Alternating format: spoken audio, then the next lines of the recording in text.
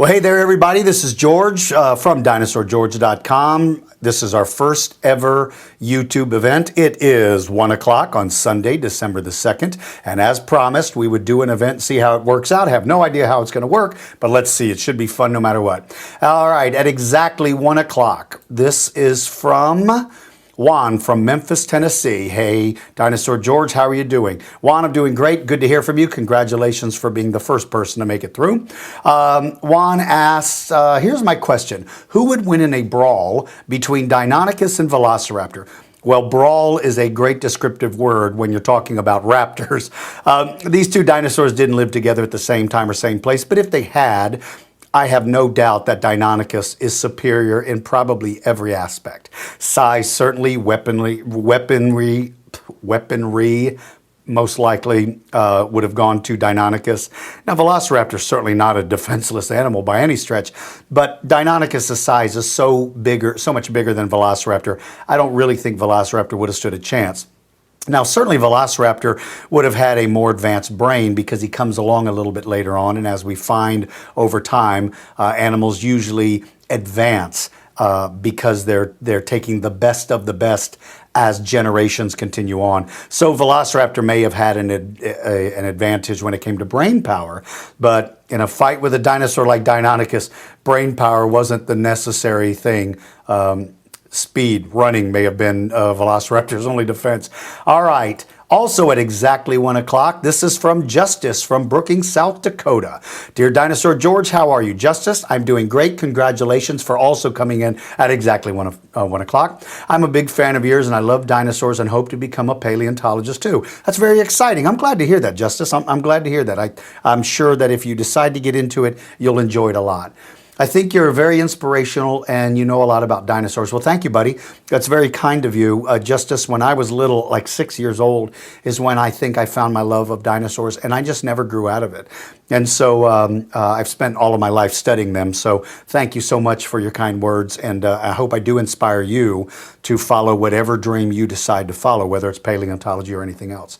So my question is, do you think it's possible that there are two subspecies of T-Rex, one being more evolved and bigger than the other?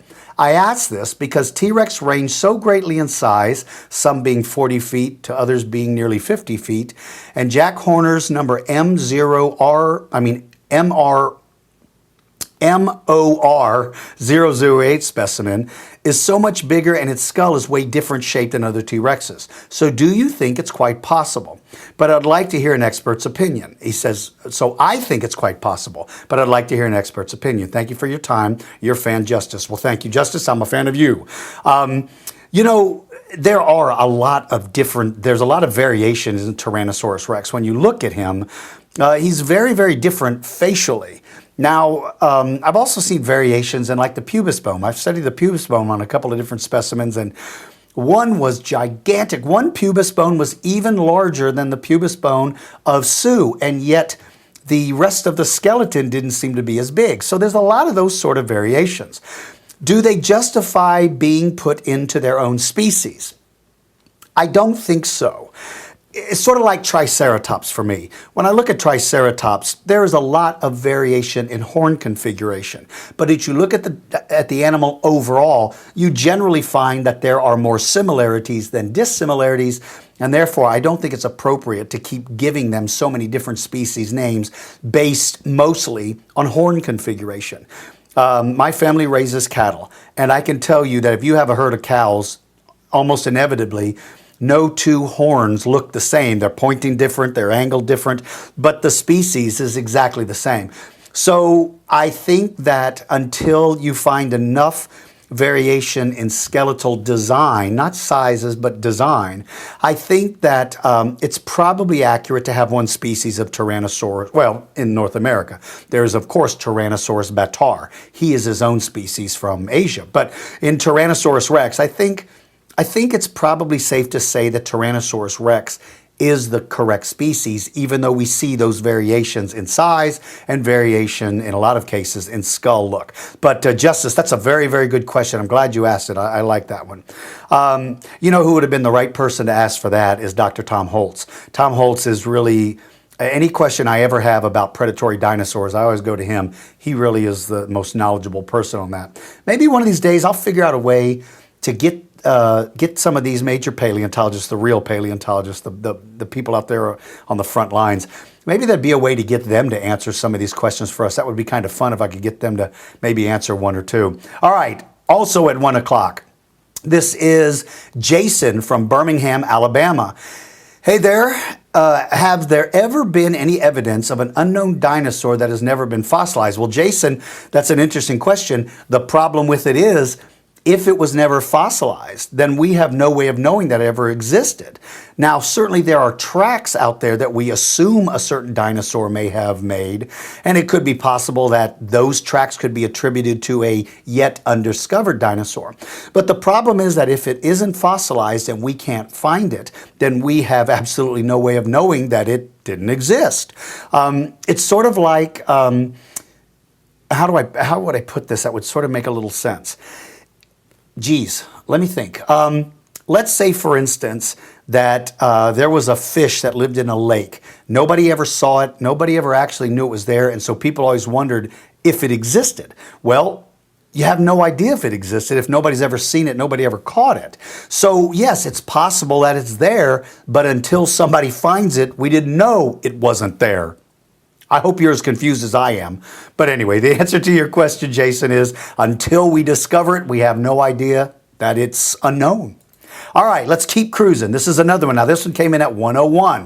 This is from Connor from East Moline, Illinois.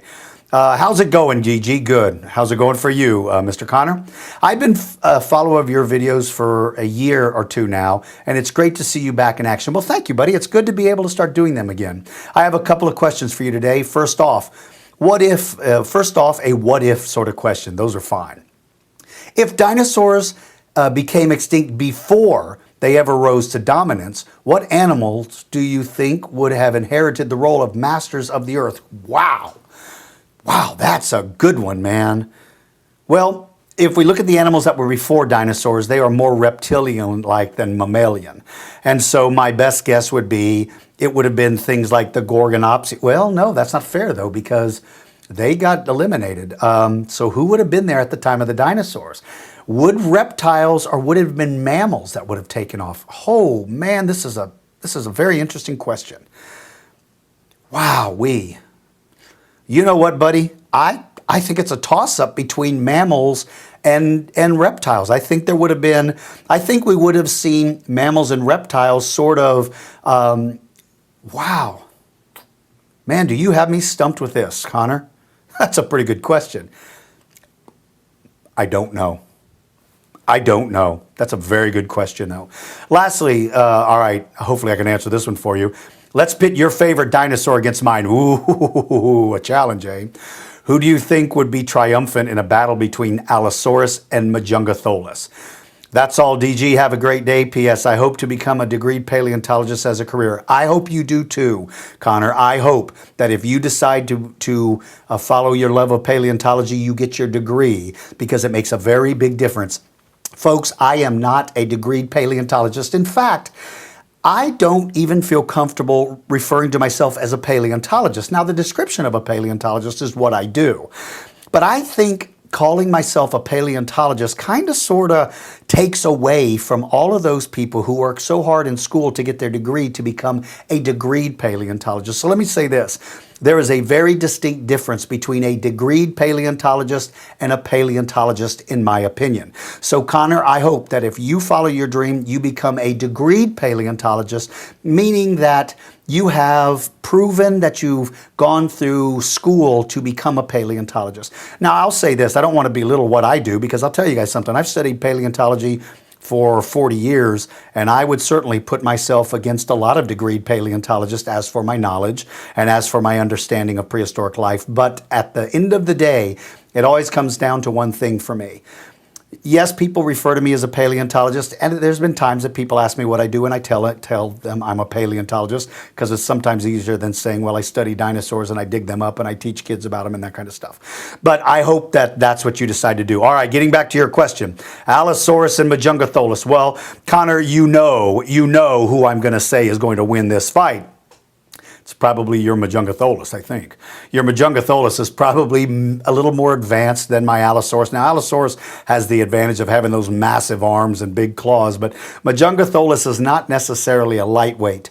So maybe in the battle of wits, Majungatholus has an advantage because he's a little more advanced.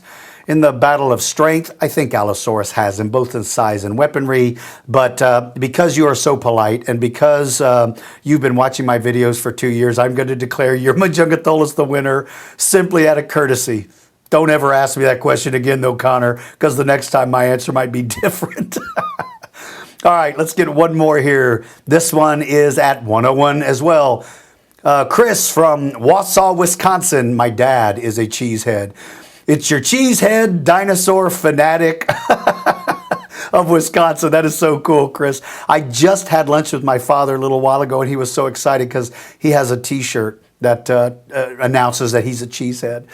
Since I study the raptors and tyrannosaurs, have you ever heard of the new Tyrannosaurus called Eutyrannus?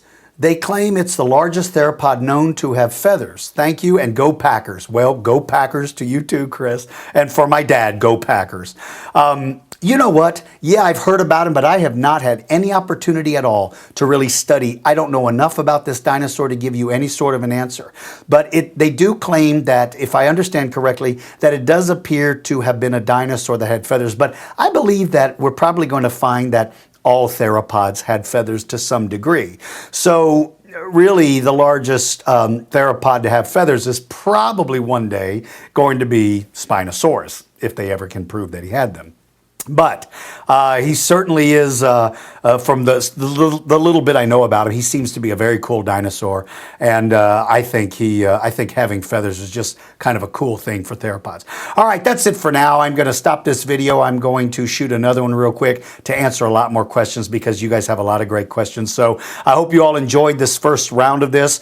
For all of my friends that are overseas, I promise, I'll pick a date and I'll do this at 1 o'clock a.m. my time to give all of you the opportunity to send in your questions as well. If you have a question, go to the website, dinosaurgeorge.com. Click on the Ask Dinosaur George page and I'll do my best to answer it. To everybody out there, thank you so much for taking the time to write to me. I'll get into some more and post them in a bit. See you in a minute.